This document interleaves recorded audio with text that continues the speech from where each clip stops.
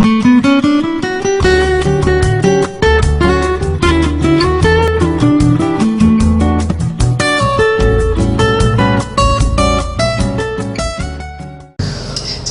연화사로 좀 결론을 좀 내야 될 것 같습니다. 왜 부활의 주님밖에 없느냐? 중요하죠. 네? 짐 엘리어스 설교 우리 최명천 선생님께서 금요일날 영상 올려주셨는데 그분이 그러자 선교사님이 복음은 부활의 사실 위에 세워진다. 왜 부활이 중요한지 제가 한번 정의를 마무리 좀 하겠습니다. 우리 요한복음 12장 24절 한번 찾아보고 하겠습니다. 요한복음 12장 14절입니다.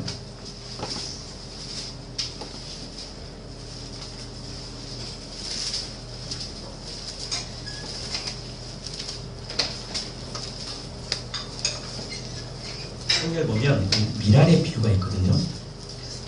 12장 24절 12월 24일인데 예수님 오신 전날인데 그러네요. 12월 24일 와 굉장히 중요한 의미가 있습니다.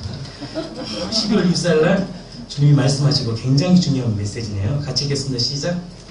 내가 진실로 진실로 너희에게 이르노니 하나님이 땅에 떨어져 죽지 아니하면 하나님을 들고 죽으면 많은 열매를 맺느니라. 이게 무슨 말이냐면 예수님이 비유로 말씀하신 건데 예수님의 십자가의 죽으심에 대한 비유를 설명해 주신 거예요. 예수님이 죽으시고 부활하시면 어떠한 열매들이 맺혀질 것이다라는 하나님의 십자가와 죽으심의 이 비유의 말씀이거든요. 씨가 자라려면요. 제가 항상 믿지 않는 자들을 이렇게 영접할 때 씨 비유를 합니다. 씨가 굉장히 좋아합니다. 씨. 제가 이 씨가 딱 들어가면 저는 확신을 갖습니다. 하나님은 저 친구 살리겠구나. 저는 항상 이 씨가 들어갔냐 예수님을 이렇게 입술로든 마음이 100%는 아니잖아요. 씨라는 것은 여러분들 예수를 주로 모신다는 것이 100% 모시는 게 아니거든요. 그 복음의 소리를 듣고 내가 이 작은 보이지 않지만 내 믿음이 들어가는 거거든요. 씨가 그것이 자라는 거지 처음부터 갑자기 영접하면 인생이 바뀌고 그렇지 않습니다. 이제 이런 사람도 있더라고요. 막 술 중독자들 뭐 이런 사람들이 갑자기 변화돼서 하지만 그것도 변화가 필요한 거예요. 그 다음에 사람마다 다른데 제일 먼저 씨가 들어가야 되는데요. 씨가 자라려면 반드시 조건이 있습니다. 씨는 밭이 중요합니다. 좋은 밭. 그 다음에 토양이죠. 그 다음에 온도, 또 물이 있어야 됩니다. 가꾸는 사람도 필요하고요. 근데 하늘의 밀이 땅에 떨어지죠. 근데 왜 우리가 변화가 없느냐, 힘드냐? 이게 언제 싹이 터지냐? 완전히 썩을 때요. 완전히 썩을 때. 싹이 터지고 자라고 열매를 맺습니다. 그러면 우리가 여기 이 미랄비를 보면서 느낀 점이 그럼 얼마만큼 훈련돼야지 열매를 맺는가? 이거 고민되는 거 아닙니까? 도대체 얼마만큼 내가 훈련을 해야지? 얼마만큼 진짜 금식하고 기도해야지 내가 정말 열매 있는 인생을 살아가냐 이게 고민인 거거든요. 물론 이 금식이 나쁜 게 아닙니다. 금식해야죠. 기도해야 됩니다. 근데 무엇을 위해 금식하고 무엇을 위해 기도하냐가 중요하고요. 금식도 얼마만큼 경건의 훈련을 해야지 자라느냐가 아니라 열매의 싹은 얼마만큼 훈련이 되어지냐가 중요하지 않습니다. 다른 거더라고요. 일반 종교, 하나님을 모르는 일반 종교는 얼마만큼 내가 연단되고 훈련되어서 어떻게 해요? 사람이 만들어지는 거예요. 그래서 우리 주님도 왕이 인간의 왕은 인간이 만들잖아요. 훈련되어서. 근데 예수님의 우리의 왕은 훈련돼서 만들어진 게 왕 그분 자체가 오신 거예요. 아멘.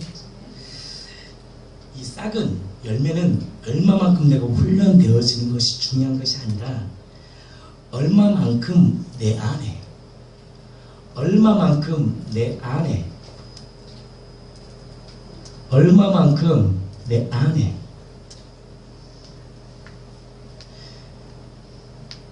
얼마만큼 내 안에 주님밖에 없다라고 고백하는 것이에요. 이게 일반 종교를 따르는 거예요. 자꾸 우리 일반 종교를 따라갑니다. 일반 종교는 내 훈련돼 내가 금식해야 되고 내가 말씀을 많이 읽어야 되고 분명 그 중요합니다. 그러나 하나님을 믿는 우리에게 뭐가 필요하냐? 얼마만큼 내 안에 주님밖에 없다라고 고백하는 것입니다. 왜? 우리 안에 능력은 내가 아니거든요. 내 안에 계신 그리스도가 능력이거든요. 얼마만큼 내가 훈련되는 것이 아니라 얼마만큼 내 안에 주님밖에 없다라고 고백한 것, 그 주님이 내 안에 온전해질 때 싹이 터집니다. 그래서 시편 73편 25절에 이렇게 얘기합니다. 하늘에서는 주 외에 누가 내게 있으리요? 땅에서는 주밖에 내가 사모할 일이 없나이다. 그래서 가장 중요한 게 주밖에. 주밖에 내가 사모할 리가 없나이다. 무슨 말이에요? 주님, 내가 주님밖에 내가 사모할 적 없네요. 이게 뭐냐? 주님만이 내가 살아갈 수 있는 능력이네요. 이것이 온전히 딱 내 안에서 인정되어질 때 싹이 터집니다. 주님이 이렇게 얘기하잖아요. 심령이 가난한 자는 뭐라 그래요? 복이 있다. 메시지 성경 이렇게 얘기합니다. 벼랑 끝에 서 있는 자는 복이 있다. 벼랑 끝에는 뭐만 보여요? 나와 하나님의 관계만 보이거든요. 그래서 하나님 우리에게 뭘 주냐?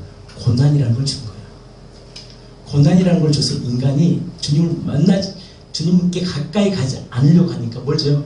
고난님을 통해서 뭐냐? 주님만을 바라보게 하는 거예요.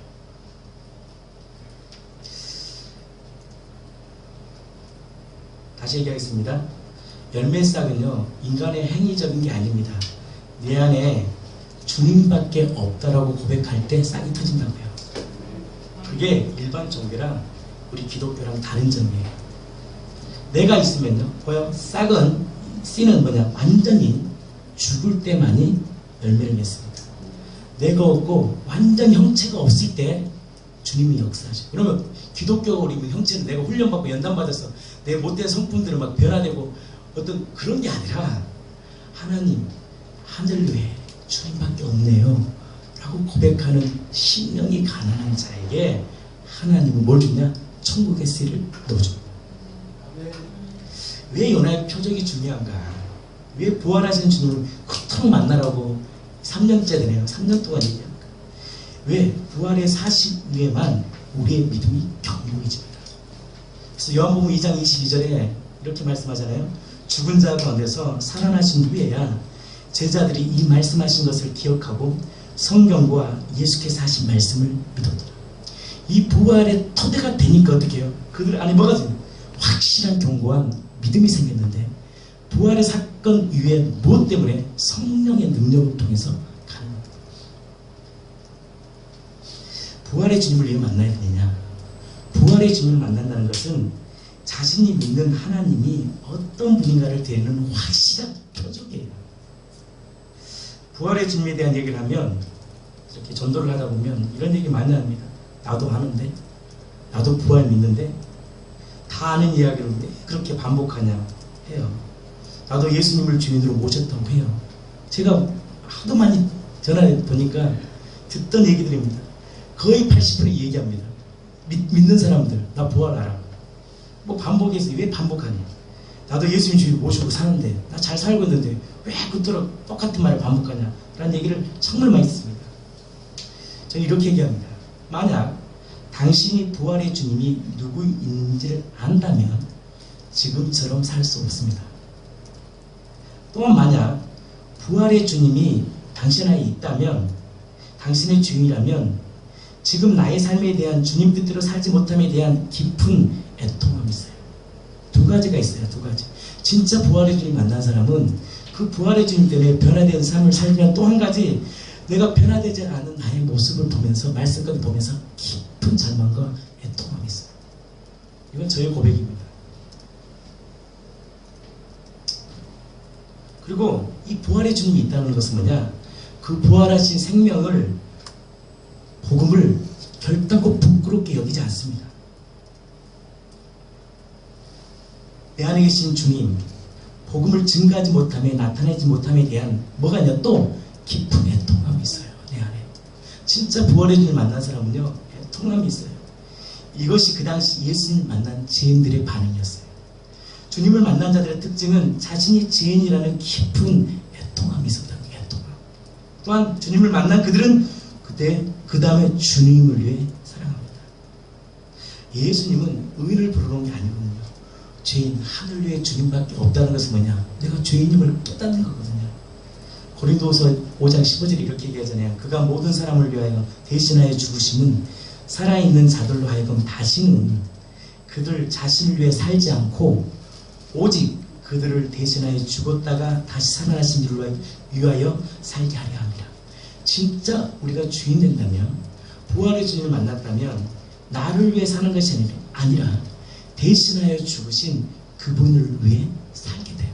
또 한 가지는 그분을 위해 살지 못하는 나의 모습을 보면서 애통해 합니다.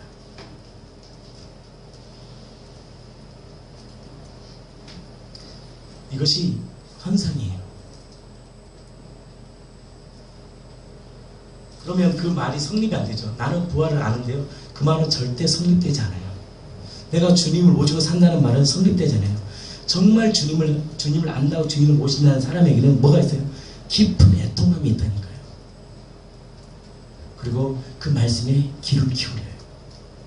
그 말은 결국 뭐예요? 나 다 안다는 거고 다 이루었다는 얘기예요. 그만큼 교만한 말은 없어요. 부활을 어떻게 다 합니까?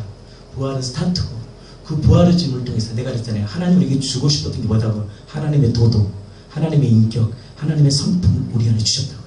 그래서 예수의 이름이 딱 있으면 욥처럼 어떤 현상이 있냐? 세상의 이치를 깨달을 수 있는 하나님의 능력을 줘요. 세상을 이길 수 있는 능력을 주는 거지. 그냥 하나님의 얘다 여기다 돈 주고 그냥 풀어주는 게 아니란 말이에요. 세상을 이길 수 있는 능력을 줘요. 그게 뭐냐? 땅을 다스리고 정복하는 능력을 줘요. 정복이라는 건 뭐냐? 다른 말로 이치를 깨닫는 거거든요. 그런데 내가 부활을 다 알았다? 그거 진짜 교만한 거. 부활의 주를 만나고 나서 나는 계속 자라나야 돼요. 뭘로 자라나요? 인간이 할 수 없는 두 가지 사건 외에 인간이 할 수 없는 게 뭐라고 그랬죠? 인간은 결단코 주님을 닮을 수 없다니까요. 어떤 자만 주님을 닮을 수 있느냐? 하나님, 나는 연약합니다. 죄인입니다. 주님, 그 죄인, 내가 예수님을 모실 때 하나님을 이렇게 모신 가장 큰 축복이 하나님의 형상이 회복되는 거예요. 그 형상이 뭐라고 그랬죠? 하나님의 인격, 하나님의 도덕, 하나님의 성품이 내 안에 자라납니다. 근데 이 자라남이 상상하지 못할 정도로 자라나요. 그게 뭐예요? 리플렉션이에요. 영광이에요. 영광이라는 두 가지 단어가 있습니다. glory, 예배 가운데 하나님 왕이십니다 높이는 고백도 있지만 또 하나 리플렉션, 나를 통해 반사되는 거예요. 뭐가 반사되느냐? 내 안에 계신 하나님의 인격, 하나님의 도덕, 하나님의 성품이 내 안에 나타나는 거예요. 이게 예배예요. 예배자의 삶이라는 것은 이 두 가지가 반드시 나타나야 돼요. 그 축복을 우리에게 주셨어요. 아멘.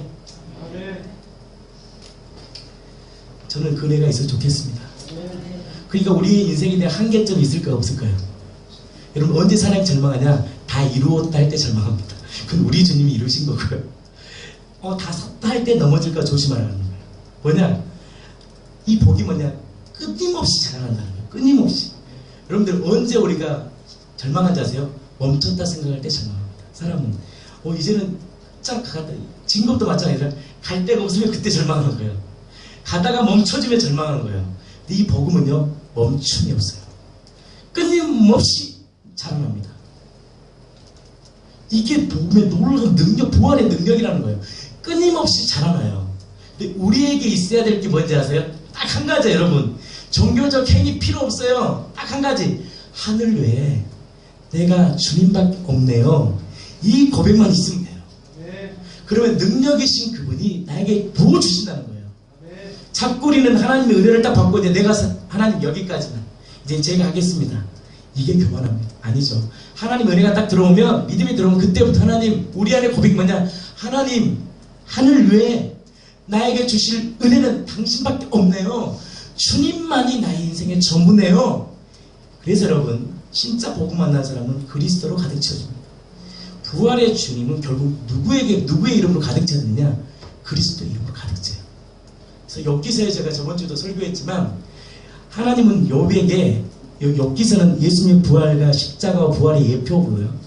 또 한 가지 뭐냐? 이 욥기서의 고난은 인간이 받는 고난이 아니고 하나님 우리 가운데 이루신 고난, 다 이루신 고난을 우리에게 보여주신 거예요. 다 이루었다는 거예요. 내가 너희들이 짊어질 그 조주를 내가 다 짊어졌다. 이것이 욥기서의 핵심입니다, 여러분. 할렐루야. 저는 그 은혜가 여러분들의 삶 가운데 있기를 축복합니다. 그래서 우리에는 두 가지가 필요해요. 주님을 바라봄과 애통함이 있어야 돼요. 그 애통함이 있을 때 뭘 받느냐? 하늘의 위로를 받아요.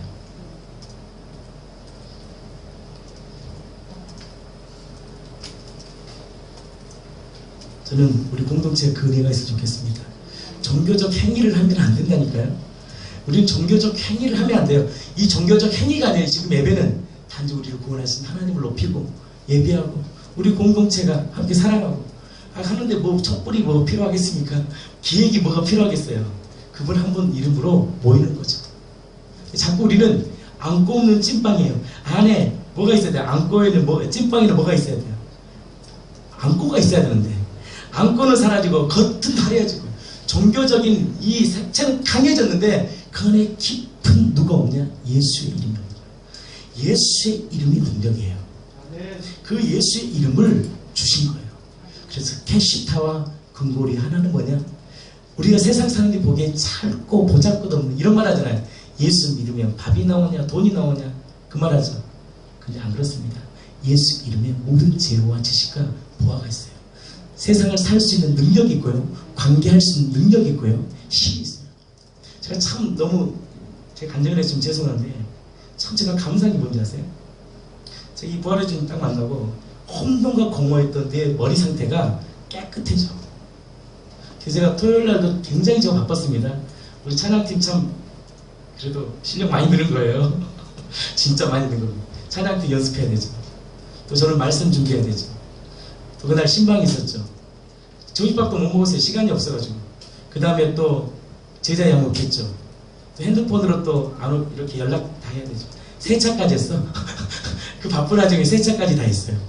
내가 그걸 보면서 뭘 느꼈냐? 아, 세상 사는 게 이렇게 쉽네. 전 같았으면 하나 하는 것도 되게 벅차거든요. 목회자가 토요일날 설교 준비하는 것만 해도 벅찬데 저 찬양인도까지 다 하죠. 찬양인도 했다가 상담했다가 다 제가 밥을 먹으면서도요 다 보이는 걸 보여. 사람들이. 이게 뭐냐? 하나님의 평강이 딱 내 안에 들어오니까 뭘 깨닫느냐? 질서가 있고 질서가 일단 잡혀요. 혼돈과 공허했던 내 마음 안에 질서가 잡히고 뭐부터 해야 될지란 하나하나의 이치를 깨달아집니다. 그것이 하나님이 주신 평강의 능력이에요. 그리고 뭐야? 삶이 어떻게 돼요? 심플해지고 단순해진 거예요. 바쁠 게 없는 거예요. 난 찬양할 때 찬양만 집중하면 되고 말씀 잘 때 말씀 전하면 되고 교제할 때 교제하면 되고. 근데 우리는 불안함이 있기 때문에 찬양을 하면서 딴 생각해. 또 다른 손도 들고 누가 안 한다. 그거 자체가 뭐예요? 불신앙이에요. 우리가 왜 오 해피데이 찬양했잖아요. 이거 뭐냐? 하나님이 우리 가운데 이루신 걸 믿고 찬양하는 거예요. 우리 삶에 사실 각자의 고민들이 얼마나 많습니까? 사실 가정의 문제, 질병의 문제, 삶의 문제, 자녀의 문제. 근데 뭘 믿어야 되냐? 하나님이 행하실 거라는 믿음을 가져야 돼요. 왜요? 우리가 보기에는 시간이 있는 것 같은데요. 하나님은 다 이루시고 2000년의 그 사건은 시간이 없어요. 하나님은 영원하신 분이기 때문에 영혼은 천년이 하루가 천년 같아요. 우리가 보기에 지금의 시간이 남편이 안 변하는 것 같고 자녀들이 힘들어할 것 같고 곧 죽을 것 같고 그렇지 않습니다. 하나님 다 이루신 거예요. 그것을 제가 믿는 믿음이에요. 그것이 믿어질 때 역사예요. 나 안에 뭐가 들어왔느냐? 믿음이 들어온 거예요. 믿음이 들어오니까 기뻐한 거예요. 설교문을 준비했습니다. 새벽 3시에 잠이 안 와서 설교문을 준비하는데 12시에 신방 간다고 밤에 12시에 왔는데 뭐 일하고 12시에 들어왔는데 다 사라져버린 거예요. 사람이요 이런 게 있습니다. 대충 하고 하는 건 기분도 나쁘지도 않아요. 열심히 최선을 다해서 했는 걸 만약 사라지면 미쳐버립니다. 사람이. 그래서 완벽주의자들이 왜 힘들어하느냐? 완벽하게 했는데 만약에 완벽되게 안 되면 힘든 거야. 근데 희한한 것은 그날 편히 잠을 잘 잤다는 거예요. 아이고 없으면 없는 대로. 그게 놀라운 능력이에요. 대충 할 때는 대충 했으니까 자지. 그게 틀립니다. 6시에 7시간 동안 하나님 것들을 집중해서 했던 것들을 다 잃어버리면 얼마나 그렇지 열받겠어요. 근데 은혜가 뭔지 아세요? 깊이 잠잤다는 게 은혜예요. 이게 평강의 능력입니다. 왜? 뭘 신뢰하니까? 하나님을 신뢰하니까. 원고를 신뢰하는 것이 아니라 결국 찾았어요. 다 아침에 다 해결되더라고요. 또 제자들이 다 알아서 또 만들어서 복구시키더라고요. 그게 놀라운 평강의 은혜예요. 하나님 주신 평강의 은혜라고요. 이것이 예수의 이름 안에 있는 축복이에요. 그 다음에 근데 우리가 뭘 가지냐? 죽음까지 이길 수 있는 믿음의 근거를 준 거예요. 부활이. 부활은 뭐냐? 죽음을 이기는 근거까지 준 거예요. 얼마나 축복입니까? 부활의 주님 만날 때 나타나는 현상이 있습니다. 부활의 주님을 만났다? 현상이 있어요. 현상. 오순절날 성령을 받은 베드로의 복음의 핵심이 무엇이냐? 방언도 아닙니다. 어떤 분은 오순절의 역사가 방언이래요. 방언이 아닙니다. 그때 방언은 각국 언어입니다. 15개 언어가 선포된 거예요. 복음의 핵심이 뭐냐? 사도행전 2장 36절입니다. 그런즉 이스라엘 온 집은 확실히 할지니 너희가 십자가에 못 박은 예수를 하나님이 주와 그리스도가 되게 하셨다. 이 말이 핵심의 복음의 메시지가 딱 선포될 때 그들이 이 말을 듣고 마음에 찔려 베드로와 다른 사도에게 물어 이르되 형제들아, 이게 중요해요. 어찌할꼬? 왜 그러냐? 그들이 자신이 못 박아 죽었던 그 예수가 자신이 그토록 열망하고 기다렸던 성경도로 오신 메시아, 다윗의 자손, 바로 전능하신 하나님이 깨달아질 때 뭐가 고백돼? 어찌할꼬? 그래서 욥이 티끌 같은 존재임을 고백했던 뭐냐? 하나님을 본 거예요. 하나님 욥의 고난을 통해서 너 고난받고 다시 잘 될 거야, 이런 게 아니라 그 티끌, 그 절망 가운데 뭘 보려고 하냐? 하나님을 귀로 듣는 게 아니라 눈으로 보려고 했어요. 하나님을 눈으로 볼 때만이 우리 인생이 명확히 증거를 볼 때만이 우리 영이 살아납니다. 창세기 45장 그랬잖아요. 야곱이 요셉이 보낸 수레를 딱 보고서야 뭐야? 영이 살아나요. 이 십자가의 부활이 왜 그토록 중요하냐? 여러분들 교회에서 어느 정도 하면 혼을 터치합니다. 어떤 우리 형제가 영혼육에 대한 얘기를 하더라고요. 이건 좀 말이 좀 오해성이 있기 때문에 제가 방송에는 제가 안 보낼 텐데 이유가 있습니다. 혼은 하나님이 주신 축복입니다. 혼적이다, 이게 나쁜 말이 아닙니다. 자 보세요. 영화를 보면 기분이 좋아하죠. 좋죠. 영화도 보시고 좋은 걸 먹으면 기분 좋죠. 그건 하나님이 주신 특별한 은총이에요. 일반 은총. 그리고 자연을 보고 또 가족들이 또 물놀이도 하고 이거 없이 평생 나는 주님을 위해 살겠다. 그렇게 살지 마시고 아름다운 세상을 좀 누리고 나누면서 사세요. 근데 문제는 뭐냐? 이 혼은 우리의 깊은 삶을 회복시키지 못해요. 또 한 가지, 이 혼에 너무 사랑하게 살잖아요. 영 가운데 못 가요. 희한해요. 너무 세상을 사랑하잖아요. 노는 걸 좋아하는 사람 치고 하나님 만난 사람 없습니다. 예. 근데요, 이 영이 딱 회복되면 세상이 아름다워집니다. 여행도 재밌고 그때부터는 먹는 것도 재밌고 다 회복돼요. 삶이 회복돼 버려요. 그럼 근본이 뭘까요? 영이 회복돼야 돼요. 근데 영이 회복된 유일한 방법 뭐냐? 증거예요. 볼 때만이 회복돼요. 그게 뭐냐? 요나의 표적이에요. 십자가의 죽으심이 이 부활하심을 통해서만이 성경은 명확히 합니다. 구원이네요. 이것이 영을 터치할 수 있는 유일한 사건은 뭐냐? 바로 부활하심.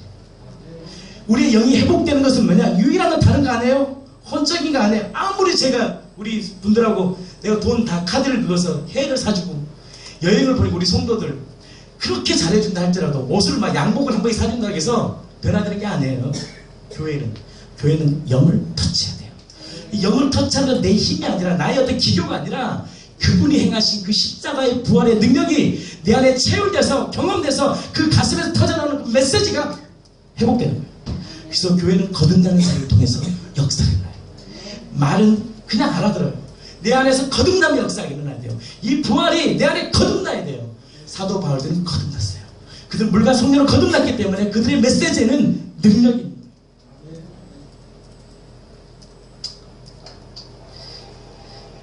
부활의 주님은 다른 이런 거예요. 내가 믿는 하나님이 단지 나에게 좋은 것을 주는 분뿐만 아니라 아까도 얘기했잖아요.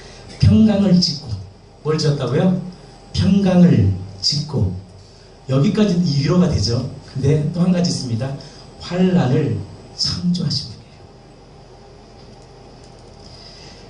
우리가 미랄이 되는 게 아닙니다. 자꾸 우리가 미랄이 되려고 그래. 그게 아니라 하나님이 나의 죄를 위해 죽고 부활함으로 하나님이 미랄이 되었던 그 예수를 믿을 때 우리 안에 놀라운 회복이 일어나는 거예요. 이게 복음이에요. 자꾸 우리가 밀어야 되려고요. 내가 십자가를 통해 내가 가정을 헌신했다. 아니죠. 십자가의 능력은 가정을 일으킬 수 있는 능력을 줘요. 주님이 다 이루신 그 사건을 내가 받아들일 때 그 생명이 가정을 다시 일으킬 수 있는 능력이 된다고요. 소망이 없는 그 가정을 일으킬 수 있는 능력은 나의 어떤 행위가 아니라 내가 죽는 게 아니라 완전히 죽으신 그분을 믿을 때 그 부활의 생명이 가정을 다시 회복해요. 내 삶을 회복해요. 내가 가는 곳마다 하나님 나라가 임한다는 거예요. 그러니까 자꾸 뭐가 일어나요? 내가 그러니까 나한테 잘못하면 소원한 거예요. 내가 어떻게 우리 가정을 일으켰는데 내가 했나요? 그분의 생명이 한 거예요. 그래서 그것을 아는 자는 누구를 높이느냐? 아니야. 예수님이 하셨어. 고백할 수 있는 거. 내가 한 게 아니야. 하나님이 그토록 그 예배를 받고 싶은 거예요. 그것이 요한계시록 4장에 있는 메시지예요. 요한계시록 4장에 보면 요한이 열린 문을 통해서 봤다는 것은 뭐냐면 하나님의 완전한 천국을 본 게 아니라 이 열린 문을 통해서 조금만 본 거예요. 천국을. 근데 뭐예요? 많은 생물들이 거룩하다 그런데 24장로들이 뭘 줘요? 마지막 절정이에요. 자신의 그 면류관을 주님 앞에 내어드려요. 이것이 예배의 절정이에요. 거기서 보여주었던 예배는 와 천국 가니까 뭐 찬양이 아름답다 그런 얘기 하려는 게 아니라 이 마지막 사건 그들이 예배의 절정이 뭐냐? 면류관은 뭐예요? 그들이 주님을 위해 살았고 주님을 헌신했고 주님을 위해 순교했는데 보세요. 볼까요 한번? 요한계시록 한번 시간 볼까요? 그거 한번 볼까요? 4장 10절입니다.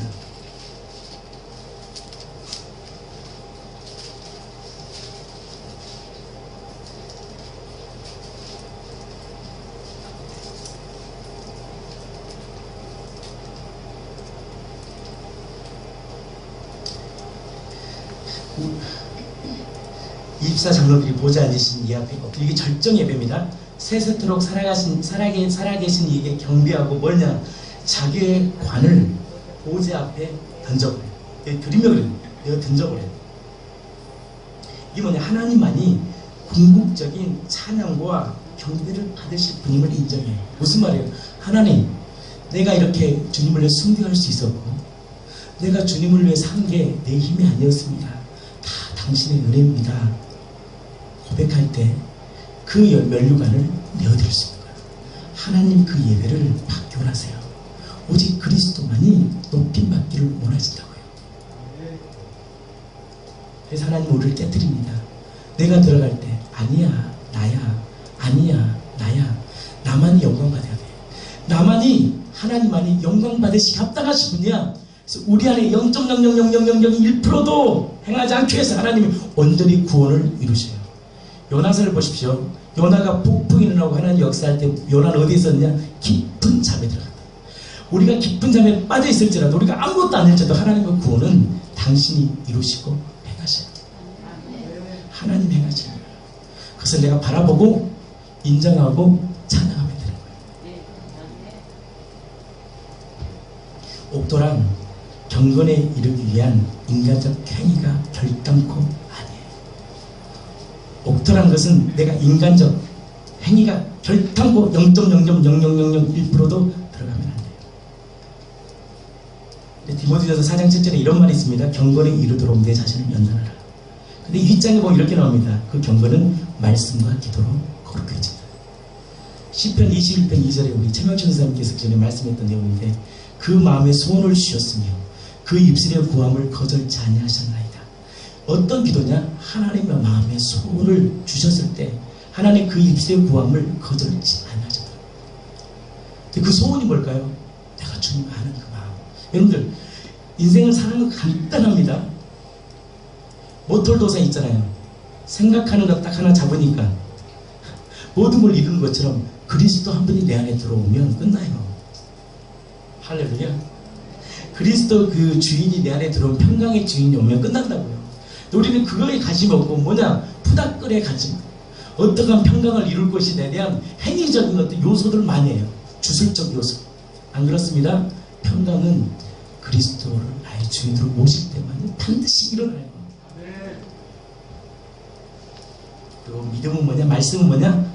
들음에서 나기 때문에. 들음은 예수님의 말씀이라 그러지 않았습니다. 그리스도의 말씀이에요. 그리스도의 말씀 뭐냐? 바로 빛을 창조하고 어둠을 짓고 환란을 창조하고 평강을 주신 하나님. 바로 온 우주의 그 그리스도의 말씀이 우리를 완전케 하고 우리를 새롭게 하는 거죠. 완전하신 인간이신 예수가 이 땅에 전했던 말씀 바로 그리스도 하나님의 말씀이에요. 그래서 이 말씀은 풀이 마르고 꽃이 시들어도 이 진리의 말씀은 변하지 않는 게 뭐냐? 바로 하나님의 말씀이기 때문에 능력이 있고, 왜 이 성경 66권의 네마야로 다가왔을 때 능력이 있느냐? 이 말씀은 인간의 말이 아닌 전능하신 하나님의 말이기 때문에 능력이 있는 거예요. 요나의 표적이라는 것은 뭐냐? 다른 게 아닙니다. 요나보다 더 큰 이가 이 땅에 오셨다는 거예요. 천국의 주인이 이 땅에 오셨다는 거예요. 엘리야의 불을 일으키신 하나님, 홍해를 가르신 하나님, 이스라엘 백성을 낮에는 구름 기둥, 밤에는 불 기둥으로 인도하신 하나님, 우리의 머리털까지 세시고 우리 안고 일어서면 하시는 그 하나님, 그 하나님이 성경대로 이 땅에 오신 것, 이것이 요나의 표적이에요. 근데 그 증거가 뭐냐? 부활하심을 통해서 이분이 하나님이구나, 바로 구약의 바로 엘샤다의 하나님, 여호와 하나님이시구나, 이것을 깨달아질 때 우리 안에 뭐가 고백되냐면 언제 그 고백 가운데 뭐가 있나요? 귀로 들었던 하나님을 눈으로 보는 거예요. 그 부활의 주님을 진짜 내가 만나는 거예요. 귀로만 들었던 그 하나님을, 부활의 주님을 내가 이성적인 감정적으로 듣는 게 아니라 내 마음으로 경험해야 되죠. 왜 부활이 중요하냐? 로마서 1장 4절 명확히 얘기합니다. 성결의 영으로는 죽은 자 가운데 부활하사 능력으로 하나님의 아들로 선포되셨으니 곧 우리 주 예수 그리스도이시다. 바로 예수, 그 전능하신 하나님이 나타나는 확실한 증거는 뭐냐? 부활하죠. 이 음란한 시대에 세상을 이기는 믿음은 다른 것이 아니라 바로 요나의 표적밖에 없음을 주님 말씀하고 있습니다. 난 여러분들이 이 믿음 붙들고 갈수록 약해집니다. 우리가 지금 예배를 드리지만 10년 뒤에, 20년 뒤에 이 가운데 과연 몇 분이 예수님을 믿고 있을까요? 우리 전윤선 집사님 그 말하더라고요. 자기 친구들 다 교회 떠났다 그러더라고요. 그렇게 제자훈련 많이 받고 그렇게 은혜를 경험했던 친구들이 자기 주변에 서서히 떠나고 있다. 그것은 남의 일이 아닙니다. 우리의 일입니다. 근데 이 악하고 음란한 시대에 이 믿음을 지킬 수 있는 유일한 방법은 부활의 주님을 만나는 거예요. 이 부활의 주님을 만날 때만이 우리의 영이 살아나요. 영이 살아날 때만이 이 세상을 이겨요. 혼으로는 세상을 못 이겨요. 영이 살아야 돼요. 완전히 회복돼 버려야 돼요. 근데 그 회복이 누구요? 내 힘도 아니고 능도 아니라 바로 부활하신 주님을 나의 주님으로 모실 때 그분이 세상을 이긴 거예요. 그분이 내 안에 계셔서 세상을 이기게 하는 거예요. 그 생명이 내 안에 일어나는 거예요. 그 생명이 싹이 터야 돼요. 말씀으로 자라나야 돼요. 하나님, 당신밖에 없습니다. 내 가정을 지킬 수 있는 분, 내 자녀를 지킬 수 있는 분, 내 인생을 이끌 수 있는 분, 하늘 외 그것도 못도 아닙니다. 당신이에요. 그래서 내가 산을 향하여 눈을 돌리니 나의 도움이 어디서 올고 나의 도움은 천지를 지으신 하나님이에요. 이 믿음의 고백을 주어주면서 하나님이 이 땅에 오셔서 증거를 보여주셔서 나 이 땅에 왔다. 이 증거를 믿어. 내가 하나님이야. 그 증거 붙들고 살 때 우리 세상을 이길 수 있습니다. 난 여기 있는 사랑하는 공동체가 천국까지 함께 가기를 축복합니다. 하나님은 그 놀라우신 하나님, 기묘하고 모사하신 하나님이 우리에게 그 복을 주기 위해서 성경대로 죽으시고 성경대로 부활하셔서 산자와 죽은자의 주인 되시셔서 우리를 영원한 천국으로 인도하실 바로 영원한 주인, 그 주인 누구냐? 예수 그리스도예요. 그분 근데 누구냐? 하나님이세요. 어떤 하나님? 전능하신 하나님. 우리의 안고 일어섬을 하시고 멀리서도 나의 생명을 하시며 새벽 날개치며 바다 끝에 가할지라도 함께 하신 하나님. 혈루증 여인의 그 깊은 마음을 알아서 그 마음을 터치하는 그 하나님. 그 하나님이 여러분들의 주인 되기를 축복합니다. 기도하겠습니다.